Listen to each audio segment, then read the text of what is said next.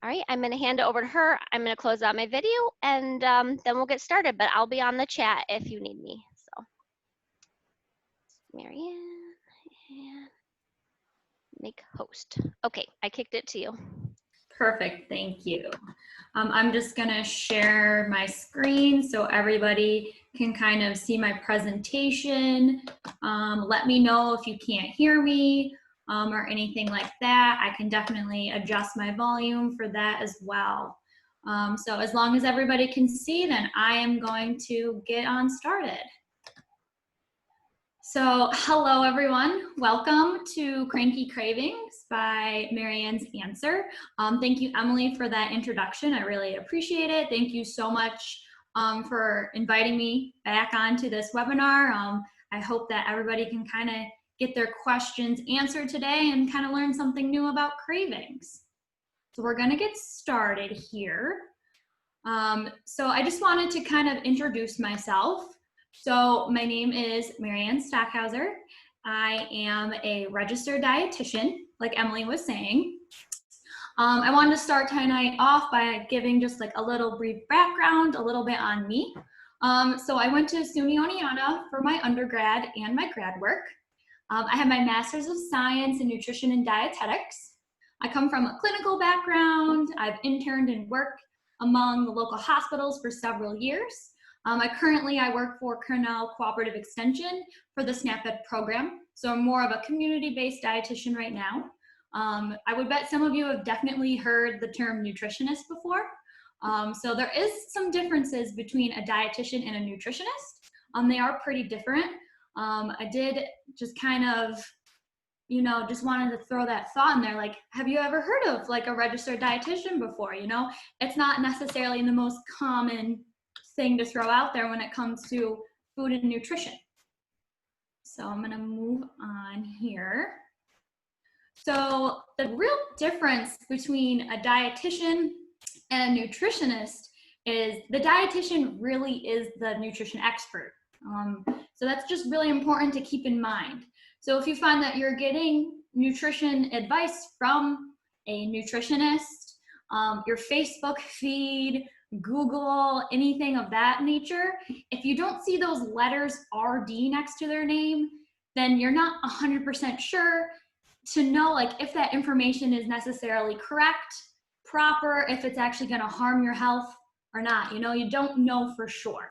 So that's just something to keep in mind when you are seeing nutrition advice, because it's everywhere in the world right now, always, especially with COVID happening. Everybody wants to boost their immunity. So just make sure that you are aware that everything out there might not be the most accurate. So currently, dietitians are in the process of actually changing their names to be registered dietitian nutritionists. So just keep that in mind, because we're trying to make it so people can't use that term. It's like we don't have doctors that aren't doctors, right? So it's that same concept of you want to be going to a registered dietitian anytime you have any type of nutrition questions or help or anything of that nature. So moving on, I do have my own private practice, Maryann's Answer. I've been seeing clients and helping them better their health one step at a time for a year and a half now. So I like to provide individual personalized nutrition counseling to set up the right path that kind of works for you and only you. So that's something special that I can do. I help people with weight loss, diabetes, heart disease, thyroid, heartburn, stress, all of it. Emotional eating, gut issues, the list really kind of just goes on and on. I also have a weekly nutrition blog. So this is like a fun way to kind of stay up to date with the latest nutrition trends, tips, myths. Is it really true? How is it helping me? Is it hurting my health? And Emily kind of says this in the beginning, is that I really love food. Okay, it's not a secret. I love food. That's kind of why I'm in the business that I am. And my entire life and career is surrounded by food. So you can definitely guess that I love to eat. So I do have a recipe of the month where I take a favorite recipe or a recipe somebody wants me to kind of put a healthy spin on it, and I make it so then we can enjoy it a little more often without feeling those guilt feelings because there's more health to it. So these are some things that we can talk about a little bit more at the end of our presentation, but I just wanted to give you a little feel and background on who I am. Okay. So what are we going to talk about today? Today we're going to kind of get to the core of cravings. I would assume that everybody has ever felt a craving. It's not uncommon to feel cravings. They're very, everybody feels them. And so it's more of like, well, how can we change our cravings or make it so we have less of them? So the foods that we're typically craving aren't necessarily the foods that make us feel good, right? They're typically those foods that are like greasy and salty, like a whole bag of chips or a deep dish pizza, something of that nature. So you're probably gonna laugh at me for this, but I can tell you that I actually like crave vegetables. And I know some of my clients have gotten to a point where they also crave vegetables. They don't crave those things anymore. So, and I'm telling you, it's not because I'm a dietitian and I kind of know about food a little bit. I've been in your shoes before. So like I've been there. I want chocolate and Chinese food basically every day of my life. My mouth is kind of just watering thinking about it. So today we're gonna dive into the whys and how we can adjust all this so we aren't craving those types of foods all day long. We're gonna start with dieting and the impact of that. Then we're gonna move on to listening to our bodies, and then we're gonna finish up with good versus bad food. Like Emily said, any questions that you have, please put it in the chat box and I'd be more than happy to answer at the end. Okay, so we are going to start with dieting. I'd love to know if anyone on our call today has ever been on a diet before, has ever heard of what dieting is, has seen someone, a loved one, family member been on a diet.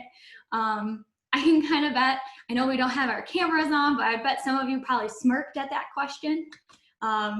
Most Americans, have been on a diet, or they're currently on this cycle of always being on a diet.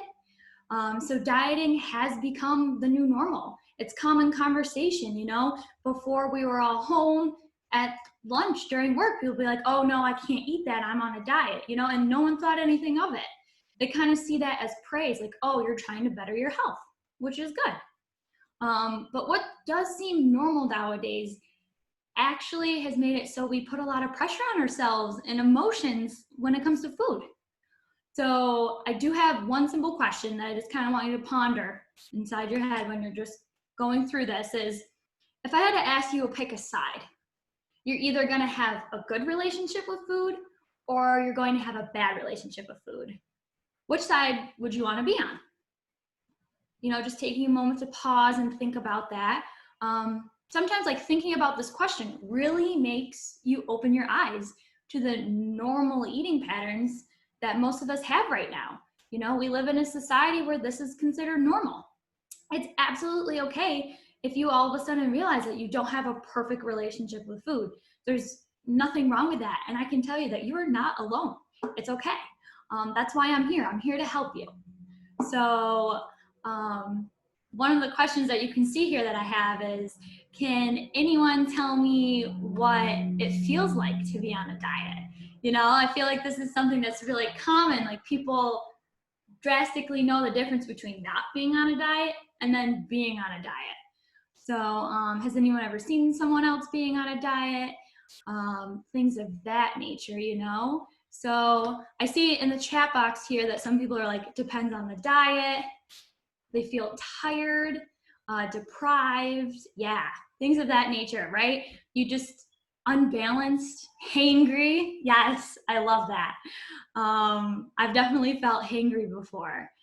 Yeah, I love all of these descriptions. We kind of, if you notice, none of them were necessarily like good feelings. None of them were like, I love being on a diet. It makes me so happy, right? So that's just something to keep in mind. So we're gonna move here. So just literally just hearing the word diet makes people cringe, moan, show disgust, because we've all been there before. Dieting feels like this empty table setting, right? I see how I have just the knife and fork without a plate, it's empty. That's kind of how I represent dieting to me is, it really feels like it's just empty and there's nothing else there. In my opinion, that's how dieting is. So some other things that you could feel when being on a diet are, of course, hungry. I know someone said hangry before. Yes, I agree with that. So you definitely feel hungry.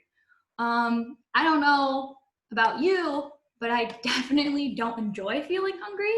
I'm not someone who goes out of my way to feel hungry. It's not something that I enjoy.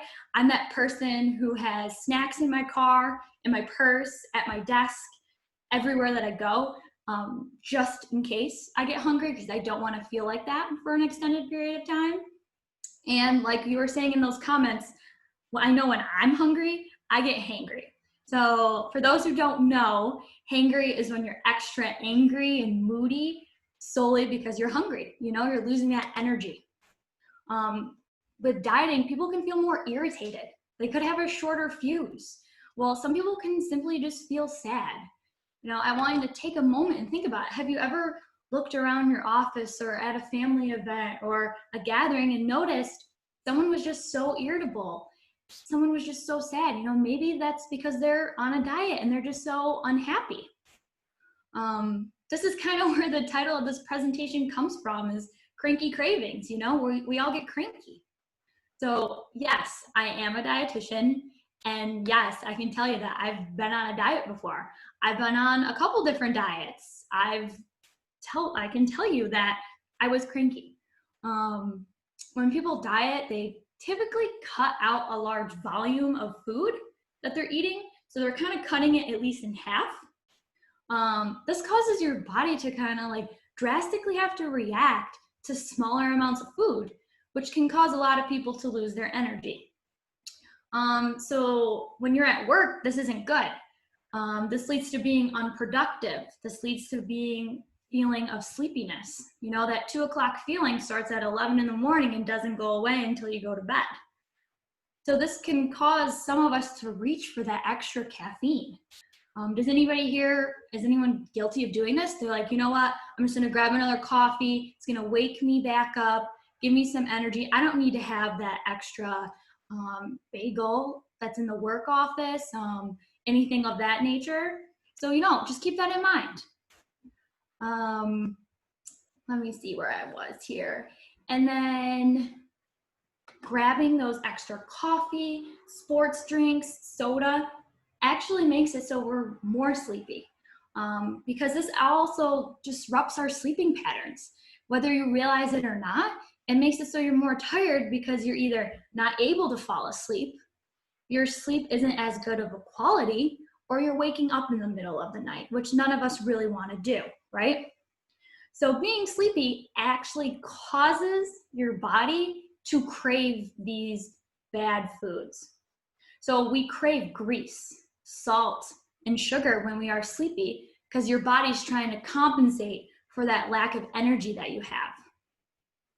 So another thing when it comes to dieting that people tend to cut out is an entire food group. So I'm sure you've heard exactly what I'm talking about. I probably don't even have to tell you, but a lot of people tend to cut out carbs, or they tend to cut out fats. Some people who try to do both at the same time. So these are the food groups that are typically cut out.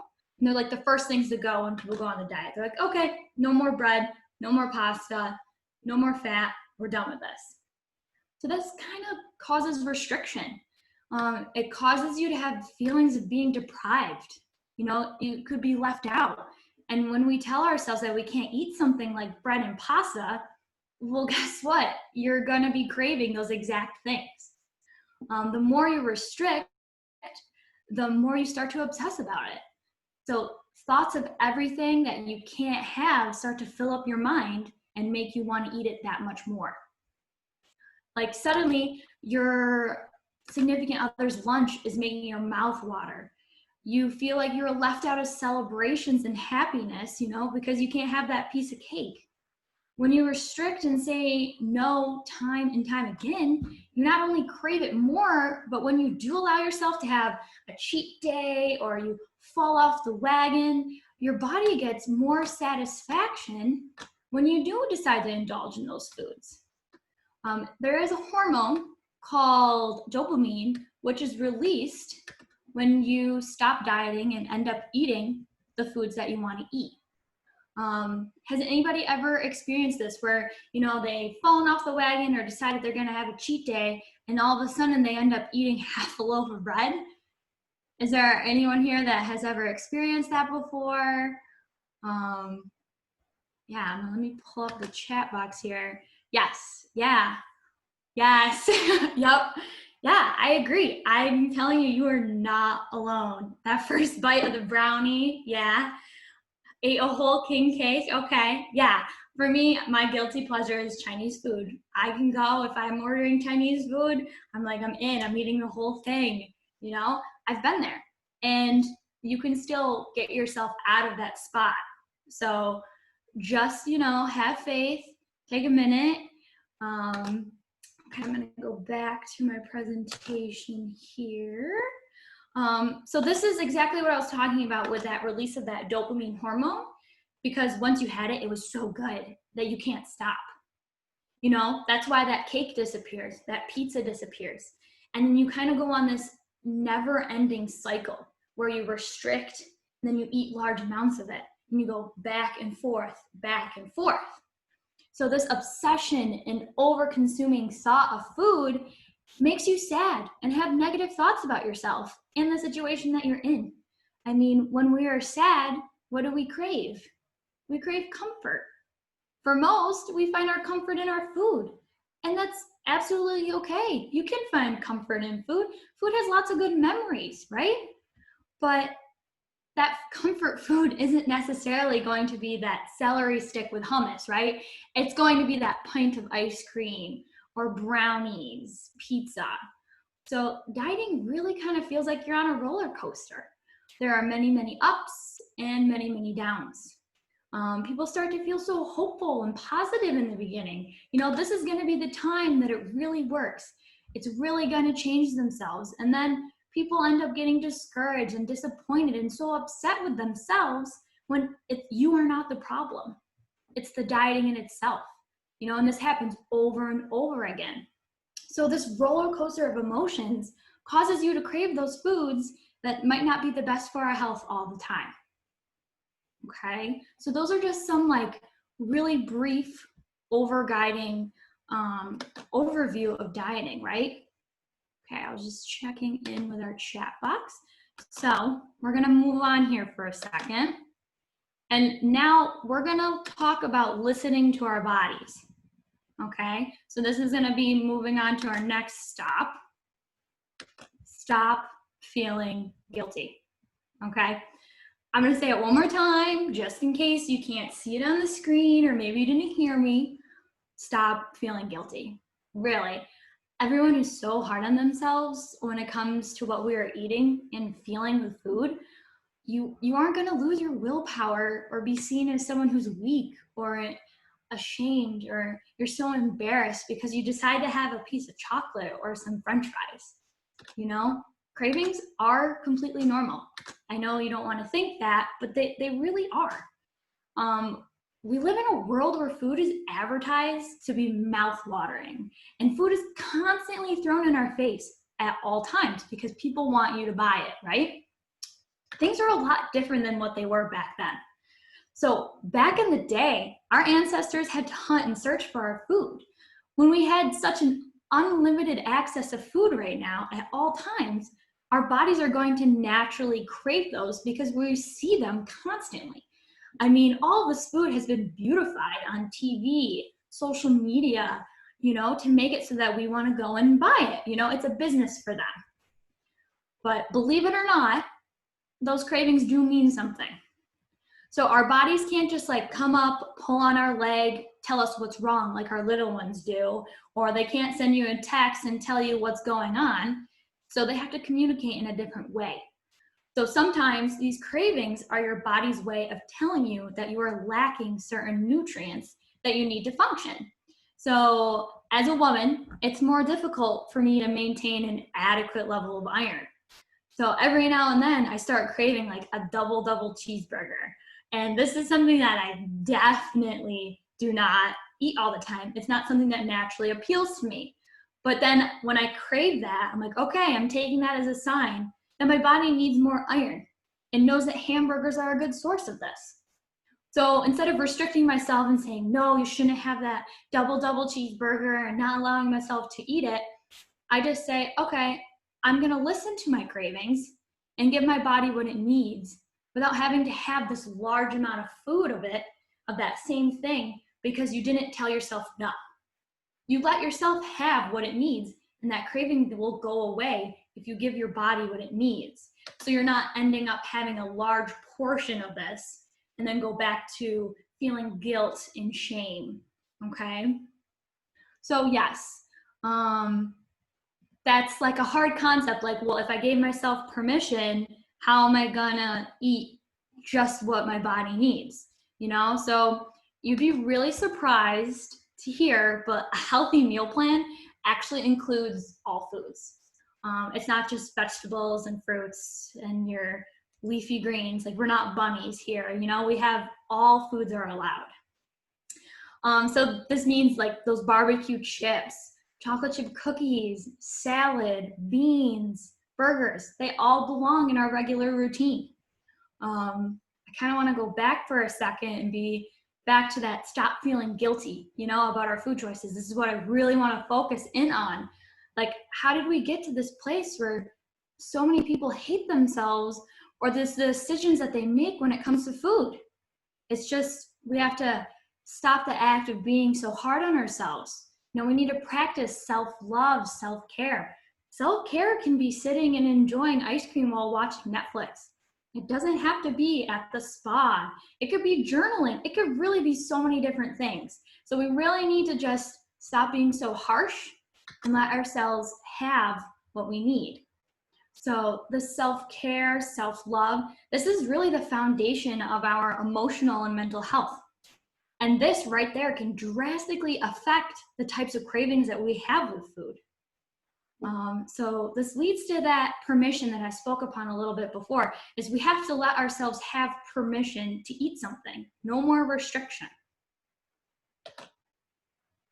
Okay. So most of you don't know me as Maryann's Answer, but the slogan to my business is, it's not a diet, it's a lifestyle. And you know, you'd be surprised at how different your life can become when you're not living a life on a diet. I really believe, like, we're not here to just be on a diet.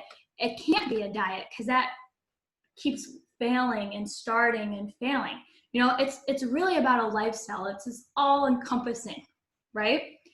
So you'd be really surprised at how different your perspective on life and food and how you feel can be when you're not living a life on a diet, but you're living a life where you have the best relationship with food and you're in your best health solely just because you change things a little bit.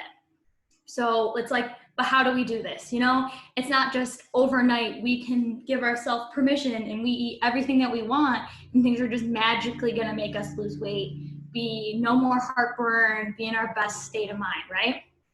So first things first, no more cheat days.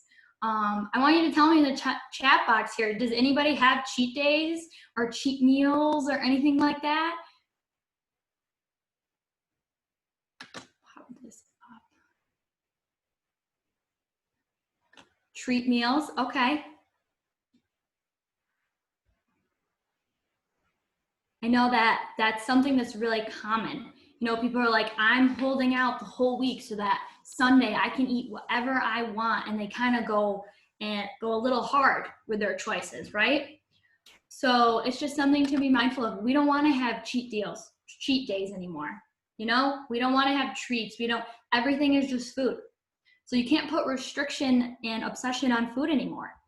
There aren't going to be set days where you can let loose with your food choices. You'll eventually get to a point where there aren't good and bad days of eating. There are just days of living life, loving food, and all it does for us. So instead of having that cheat day where you overindulge so much that you make yourself physically sick and you can't get off the couch, it's like Thanksgiving every week, you know, try giving yourself permission to eat whatever you're in the mood for whenever you want it. If your office is having a pizza party, why not have a slice with the salad? You know, it's all about balance. It's not saying that you have to go and eat the whole pizza and you don't have to eat the whole salad. It's, why can't we have a little bit of both? So in terms with that cheat day, the next thing that you really want to do is you want to slow down when it comes to your meals. Is there anyone here guilty of eating at their desks or on their Zoom meeting calls home or anything like that where you're not necessarily paying attention to what you're doing, you're just eating because there's not enough time in the day? Oops. All the time. Eating in my car, driving. Yeah, this happens often. I can tell you that I'm definitely guilty of this myself. I will say this week, I've been crazy busy with work. I don't think I took a lunch once. I ate during all my meetings, but you know, you kind of have to readdress that and then say, no, okay, we have to put food as a priority and focus on it. So you want to put everything else aside when you're eating to really focus on what you're actually tasting. You know, there's been studies saying that people don't actually taste the food that they're eating after like the first 3 bites. And I kind of laugh at that. I'm like, no way that I don't enjoy my food more than the first 3 bites, you know? But once I like sit down and if I'm not paying attention, I'll all of a sudden be like, I'm not even tasting my food. You know, this is why we got to slow down, put food a priority, focus in on it. So this means like no more cell phones, no more answering emails, definitely no more Zoom calls or eating at our desks. We need to savor every bite we take. You know, it helps in that satisfaction what we are eating so that we don't tend to overeat because all of a sudden you blink your eyes and the whole thing's gone and you still feel hungry because you didn't necessarily tap into how you're feeling with that eating and enjoying that whole experience. And this causes those negative feelings that we talked about, you know? We don't want to feel that guilt anymore. So the more often you have a small, satisfying amount of your craving, the less cravings you're going to have of it. Now, this next part, I feel like is like the most eye-opening part of being able to make your own food choices whenever you want, is how do we not just eat large amounts of greasy, salty, and sugary foods, you know? Like, how can we do that? Well, what I always recommend is stopping, pausing, asking yourself, well, how is this going to make me feel? How is this rice cake going to make me feel? How is this grilled chicken going to make me feel? How's it going to mentally make me feel? How is it emotionally going to make me feel? And how is it physically going to make me feel not only today, but also tomorrow? You don't want to wake up feeling groggy, or maybe you want to wake up feeling super energized. You know, those are the thoughts that you want to start having with making your food choices. So on to our final component of how we can stop those cranky cravings is going to be that difference between good and bad food. So I have these 2 pictures up here on the screen that you can see. I'm not going to say what they are yet, but I feel like it's pretty obvious. But when we look at food, when we have a damaged relationship with it, we subconsciously put food into categories. We immediately go, oh, that's good, that's bad. And so these 2 pictures here really put that line that we would put vegetables in the good category, and we would end up putting donuts in the bad category. This is what we have been taught our entire lives. You know, ever since we can remember, we grew up in a world of being conscious of what we're eating and how we look, you know? So we're constantly saying donuts are bad, vegetables are good. And I do understand that like some foods give us more nutrients compared to the others, but this doesn't mean that the other food is bad. Those bad foods give us satisfaction in a different way. They satisfy our sweet tooth or create a good memory with someone that we love, and it makes us happy. food is fuel. You know, people kind of forget that food is the foundation that makes our body function. And it doesn't necessarily matter if it's coming from tomatoes or donuts, you know? Like, I'm always gonna put donuts in the good category. And I can tell you that, I'm a donut person. So I do wanna see in the chat box here, is anyone guilty or saying or thinking, if it's in the house, I'm gonna eat the whole thing. I can't have it in the house. Nope, I just don't buy it. I can't have it around. I can't have that at work. If I see it, I'm gonna eat the whole thing. Does anybody feel like they're guilty of this or know someone that's guilty of this? I said it today. Totally. Yeah. Yes. Yup. Yes. Brownies and chocolate, right? It's like if it's not in the house, I can't eat it then. Always. See, yes, with peanut butter. Okay. Awesome responses, everyone. I really appreciate it. Oh, another one just popped in here. If I just eat it all, then it's gone and I won't be tempted. Yeah. So this is a common thought. They're like, well, I might as well, if you get pizza on Friday and there's leftovers, well, you might as well just eat the whole thing on Friday. So Saturday you can start a day refreshed and start clean and you won't be eating that again. But then that first day, you ended up eating maybe 2 or 3 times the amount that your body actually wanted. So has anyone ever said, well, I have no willpower. I have no strength when it comes to the food that's sitting in front of me. If it's sitting at work, if I walk by it, I have to grab it. You know, I know times have changed and we're not necessarily all in the office right now, but those are definitely some common thoughts. Yeah, I see, I've done that too. Yup. Yeah, I agree. I've walked by those office muffins and I end up grabbing it sometimes, you know? I'm like, oh, I just have to have it.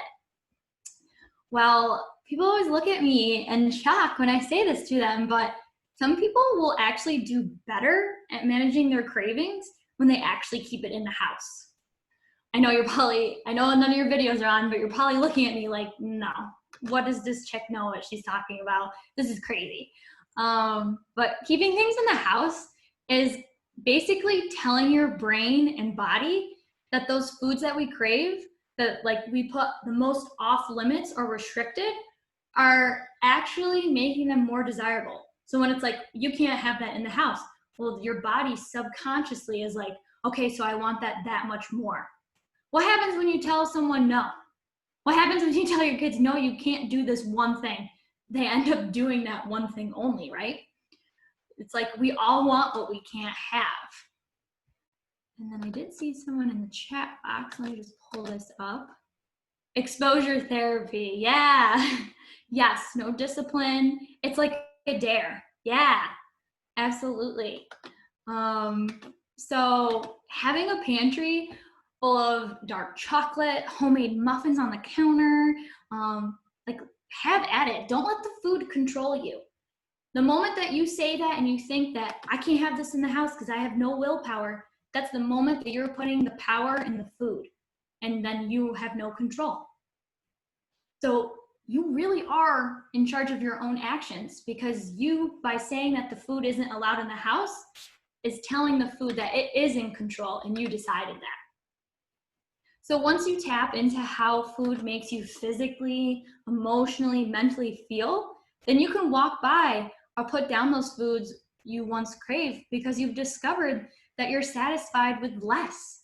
Or you find out, you know what, I like how I physically feel when I only have 1 piece of chocolate instead of 3 chocolate bars. I really like how I mentally feel when I eat a grilled chicken salad with sweet potatoes on the side.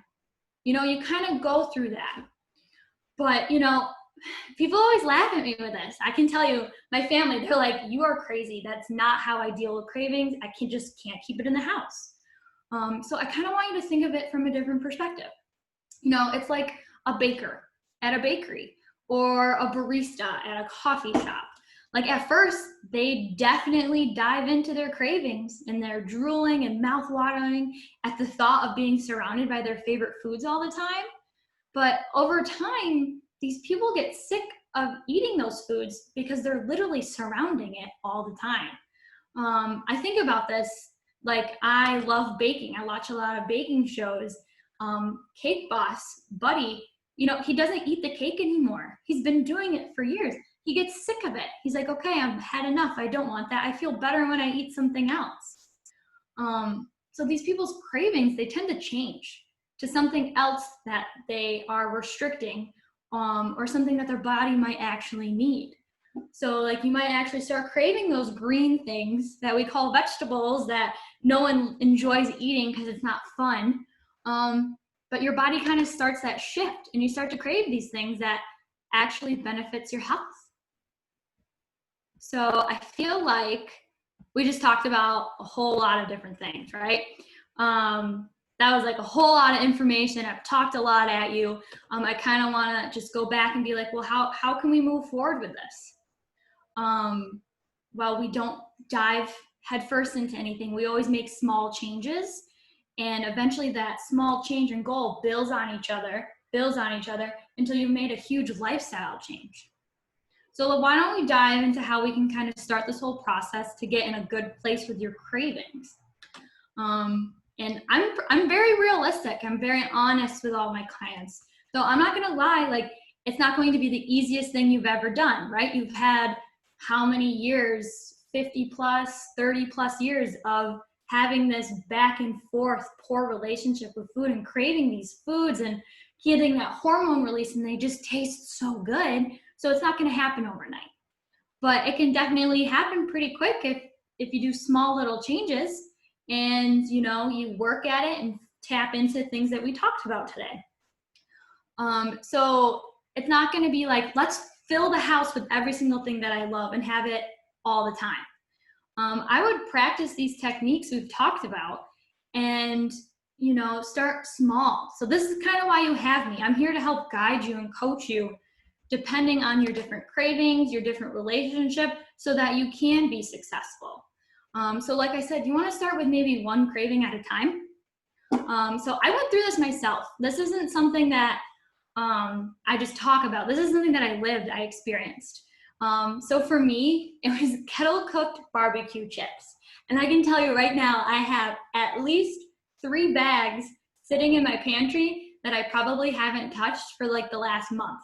But just knowing that they're there and I can have them whenever I want, it really just puts my mind at ease because I've realized that I want something else. So like I used to crave these all the time. As a kid, I would go to Maine with my family and we would get the Cape Cod ones. And this was like our special treat. Once a year, I could have these chips. But after kind of going back to that memory and tapping into what I was feeling with this craving, I kind of realized that I was just craving the good memories, and I started keeping those chips in my pantry. I was like, why not? I'm an adult. We're all adults here. We can make our own choices. Let's have chips. So at first, I ate the whole bag in probably a week or less, But the next time I bought the bag, it probably lasted me a little bit longer.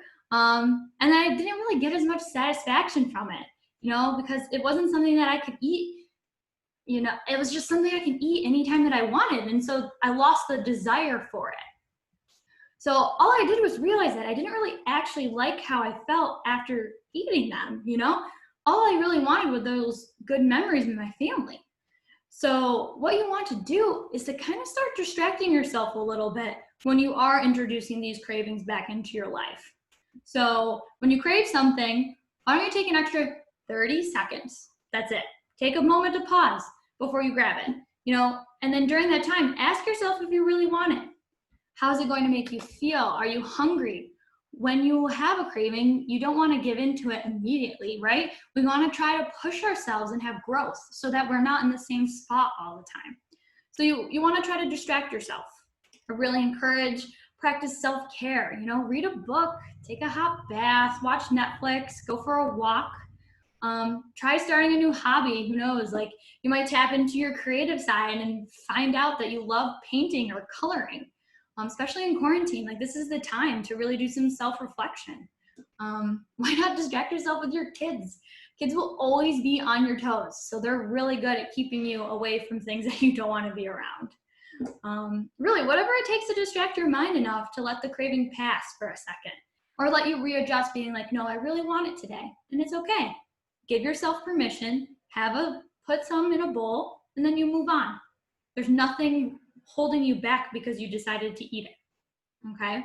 So I also want to make sure that you are prepared. So I definitely, you 100% you want to know what you're eating for the day. I wouldn't like recommend starting your day without some sort of plan or idea on what you're going to be eating if you're going to be like away from the house.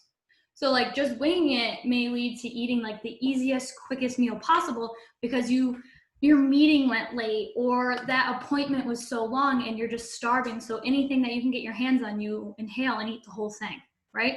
That's going to be like fast food, packaged food, anything that's convenient.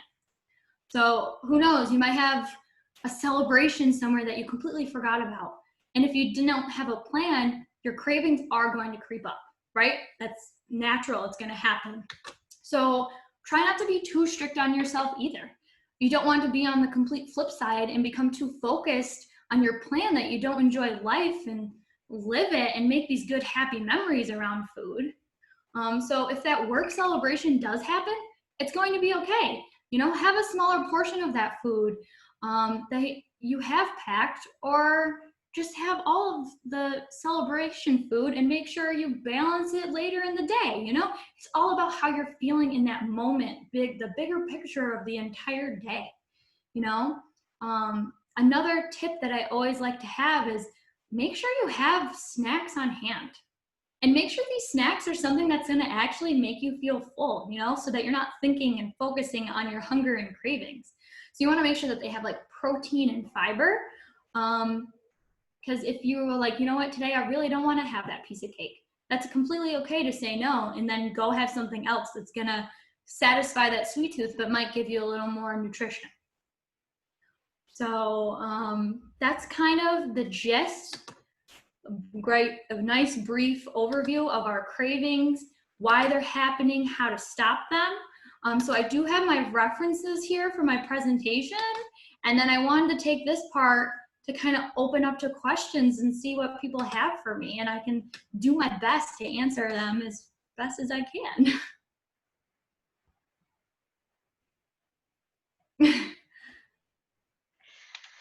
Okay. You did cover a couple of these through your in the talk, so I'm just gonna like summarize the questions again if you want to like touch on the highlights for a couple of them. So Sure. Okay, we have a great mix tonight. Are period cravings sort of biological or are they psychological? Okay. As women, 100% we get cravings during the time of the month. They are completely natural, and it is because our body needs more energy to do what it's doing every month. Okay. So our biggest source of energy that our body uses is carbohydrates, so carbs. And people typically are like, why am I eating all this bread, pasta, pizza right before their period?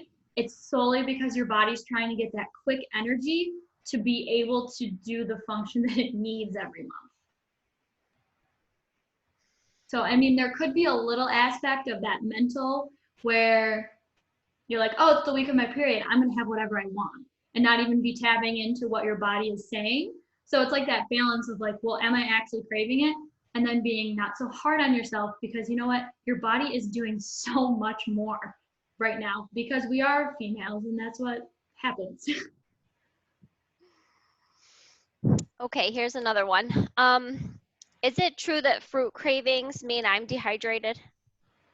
Fruit cravings mean you're dehydrated.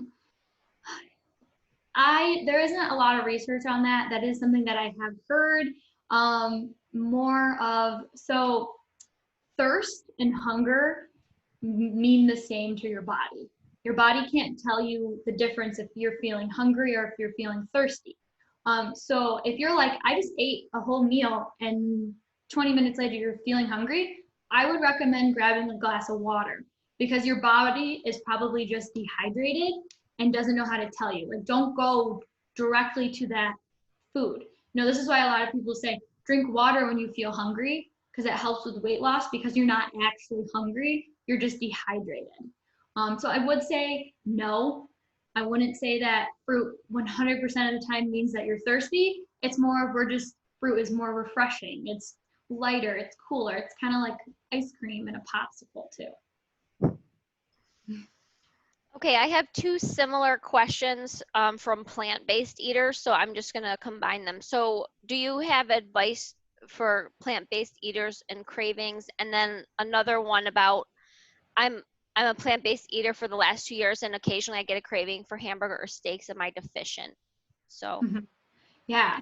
So it definitely depends. Plant-based, I will say that you probably are getting like that cheeseburger craving like I have.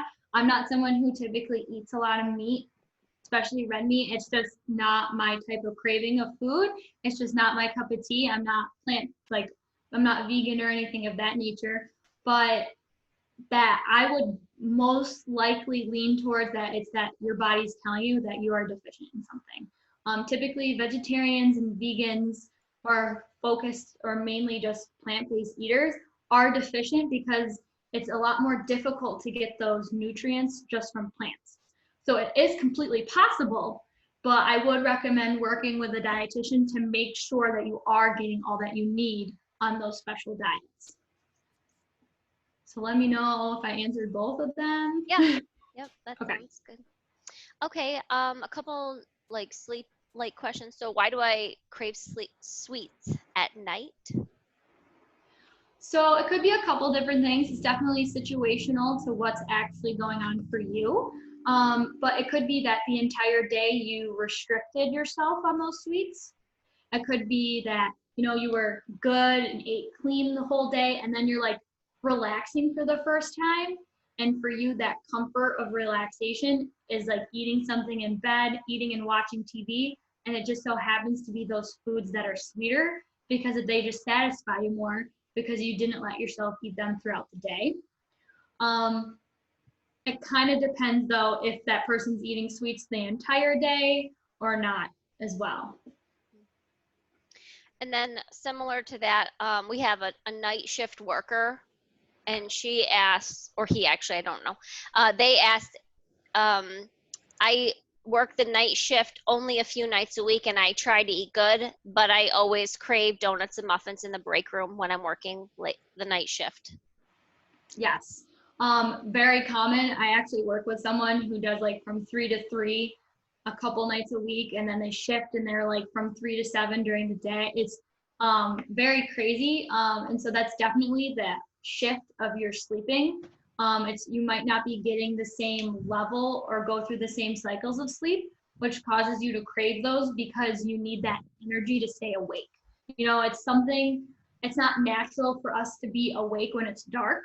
We need that sunlight that tells our brain, okay, we're awake, it's time to be productive. And then when it becomes dark, it's telling us, okay, we're getting ready to sleep. And when you're working the night shift, you just don't have that natural light telling you. And so your body is naturally like getting ready to sleep. And then you crave those sweeter things because you are working, you are burning off so much energy, being awake and doing whatever you're doing. So like I would recommend having like a nutrient dense snack, making sure you're having a good meal. Like definitely don't go your night shift without eating just because it's 2 a.m. Okay. All right, I have another one. I crave very specific food, like exact brands or specific meals from a restaurant. Why are my cravings so specific? Yeah, so I would kind of have to tap a little bit more into that. But for me, I would initially say, do you have some type of emotional connection or an event that made it so that specific meal or certain brand of food is connected with that? And then are you subconsciously telling yourself, that is the best brand and I can only have that brand because it tastes so much better than the other brand? It's kind of like a balance between that emotional happiness. Because I can tell you, like, I crave like the weirdest things from the weirdest places. And I actually, when you stop and think about it, I'm not craving the food, I'm craving like the experience. I'm craving that relaxation to going out to eat or enjoying surrounded with my friends, a social craving. So that's like kind of the best I can answer that based off of just that question in itself. So we have a question that came in, and then we have a couple questions about like lemons and pickles and stuff. So I'm going to combine the three together. And Okay. so I guess the basic question is, do craving specific foods like lemons and pickles and things like that, do specific cravings indicate other deficiencies? Are there common deficiencies that are sort of exposed through cravings? There definitely are nutrient deficiencies that are very common with cravings. Lemons and pickles, I don't necessarily put them together. Like Oh, those were lemon. two questions. Oh, two That different I questions. just Okay. put lemons, comma, I was pickles, like, you're comma, craving lemons etc. and pickles at the same time? Like, okay. No. So lemons, I would say you could be dehydrated. You could be vitamin C. You know, you could need to like boost your immune system. You might need some healing going on that you don't realize. So vitamin C kind of helps go in your body and helps protect. We all know, like with COVID right now, everybody's talking about our immunity. Pickles, I immediately think of fermented food, and your body's trying to tell you that your gut needs more of that good bacteria and a good kind of home for that bacteria in your stomach to survive and thrive and make it so that you're feeling good, you're functioning good, and all of that. So those are like my answers for lemons and pickles. And so if people like, I guess to the other question about like the deficiencies, Yeah. how would a person sort of explore like through like a blood test, or how would people explore their deficiencies in combination with cravings? Yeah. So there are so many different foods that could mean a different nutrient. Like it's like one can mean like three different nutrients. So I wouldn't necessarily like just jump in and dive alone. Like you can definitely get a blood test from your doctor and see what your levels are for those nutrients for sure. And I would always recommend working with a dietitian and being like, this is what's happening to me. I'm craving 1, 2, 3, and they would be better at telling you that.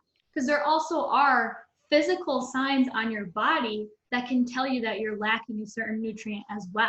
So, in combination with those cravings as well as your physical signs, that dietitian could probably lead you on a better path. I just have to give a plug to Maryann from my own personal experience. Obviously, she's my own dietitian. So, but I have to tell you one amazing thing. Like I saw her out after a bout of severe food poisoning that I could not get over for a few months. I mean, I got over the food poisoning, but the effects of it, and I had never before that previously realized how integral the gut health was to like all my functioning, and just doing the food and exploring basically a cure through food was probably what won me over, and I keep her on my health team now permanently. So I highly recommend having a registered dietitian as part of your team for overall health and wellness, because you know, you never want to need one and then have to search for one. It's better just to have one. But Yeah, definitely for stuff like this, it's so, I mean, who doesn't need to, have some expert troubleshooting for your gut and now and then? So yeah, yeah. I'm a real big believer that um, almost everyone has some type of damaged or poor relationship with food, and everybody needs to improve their gut health for one reason or another. That's just my personal beliefs. As a dietitian, I've seen little simple changes drastically change people's lives, and you would have never thought. And your doctor could go in that path depending on what they know, but we don't want to have to take another pill. We want to be able, how can we naturally fix this? Because there was a time where there was no medicine and those people did survive. So it's just kind of getting back to our roots and tapping into what your body actually needs. okay, we have a final question. It's kind of medical. Okay. So you may want to take it offline or whatever. But Okay. okay, so the question's from Kathleen, and she asks, I've been told by my oncologist not to eat sugar because cancer feeds off sugar. If you say I should have sugar in the house and eat it, how do I not crave them?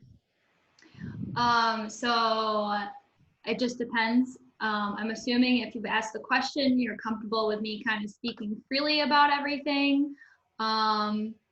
If not, you can stop me now. I'll wait a second here to see if there's, want me to stop? Looks clear. Okay, so it depends what type of cancer. Sugar does not feed all cancers. There is several conflicting research studies, even going on now, saying that it does cause and that it doesn't cause. So it really strongly depends on who you talk to. And I really think it depends on the type of cancer and how it's formed with that theory. So like I've seen very great success with people cutting out sugar and reducing their tumors and needing less chemo and that. But I've also seen on the flip side that that did absolutely nothing. So it really, really depends on the person, like your genetic makeup, how you developed that cancer as well. So I would recommend to kind of go more into that because that's like a definitely like a very different case compared to someone who just craves donuts and wants to eat 12,000 donuts, because you definitely have a serious medical condition going on, so you would want to tap into that more. You could find that like sweetness craving and other things as well, that could be better for you besides just like processed sugar, if that's what you're craving with all this. So kind of the big answer to that. It's an interesting question. Yeah, I did have, I'm looking at the chat too. Okay. Jennifer, I can stay on at the end if you would like me to answer your question as well. I noticed that you messaged me. Let me just turn the recording off. Yeah. And then you can stay on. Yeah, I was gonna say, I just want to show how people can connect with me. Yeah, yep. Definitely let people know how to reach out and where to find you. Yeah. So kind of it's like, where do we kind of go from here? I know I just like talked to you and said a lot of words for the last hour, but I've definitely loved to connect with everyone in one way or another. So if you further kind of want to dive into how we can work through these cranky cravings or any other type of nutrition concern that you may have, I am taking new clients virtually. So I'd be more than happy to set up individual personalized nutrition counseling, to kind of start you on your nutrition journey so that you start feeling good. You can call or text me. So all my information is here on the screen. My number is 315-527-0877. You can feel free to send me an email at nutrition@maryannsanswer.org. You can visit my website at maryannsanswer.org as well. I really recommend following my Instagram and my Facebook page. So my Instagram is maryansanswer_nutrition. Here you can get daily nutrition tips, chances to enter giveaways of my favorite foods, things of that nature. And when you are checking out my website, don't forget to subscribe to that nutrition blog and that recipe of the month for some healthy twists on your favorite foods. You know, I've done pizza crust, muffins, I have granola, ice cream, yeah, pancakes. My favorite. Those are so good. Yeah, so, and then you can tell me, be like, you know what, I would love for you to modify this recipe for your recipe of the month, and I'd be more than happy. So I do want to just thank everyone so much for your time today. And, you know, remember that it's not a diet, it's all about a lifestyle. You have more things coming in my chat. All right. Well, I'm going to stay on for additional questions without the recording. So